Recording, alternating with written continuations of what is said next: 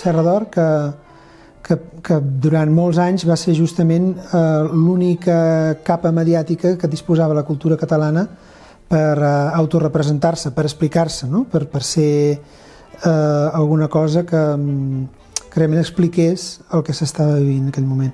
Arriba un moment que quan hi ha un cultiu tan intens, neix la necessitat d'explicar allò que es fa.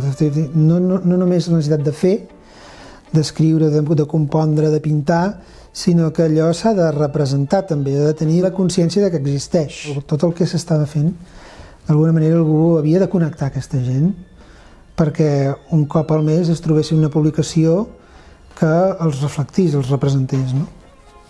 I jo penso que aquesta va ser la gran missió de Serra d'Or durant tots els anys que va durar la dictadura, diguéssim. Per tant, va omplir un buit.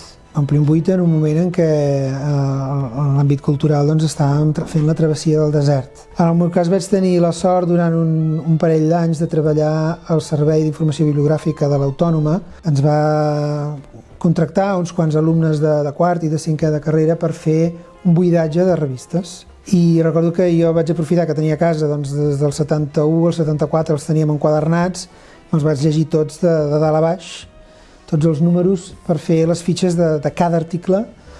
I recordo llegir entrevistes memorables d'en Porcel, les diatribes d'en Joan Fuster contra l'Eduard Artells, una entrevista memorable del Baltasar Porcel a la Víctor Català, que ell, Víctor Català, feia molts anys que no es movia del llit, no es llevava. Poc abans que es morís la Víctor Català, llavors el Porcel va tenir l'encert d'anar-la a veure abans que es morís i li va fer una entrevista i ella parlant del llit estant i explicant coses que no havia explicat mai, no?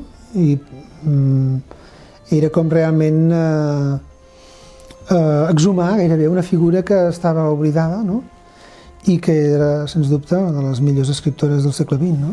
Núvol, el digital de cultura, una mica va néixer amb el mateix esperit que va originar Serra d'Or, que era de connectar una sèrie de gent que estaven fent activitats en l'àmbit cultural però que quedaven per sota del radar dels diaris, no? Però el model una mica era el que nosaltres havíem mamat, no? Llegint Serra d'Or a la universitat, no?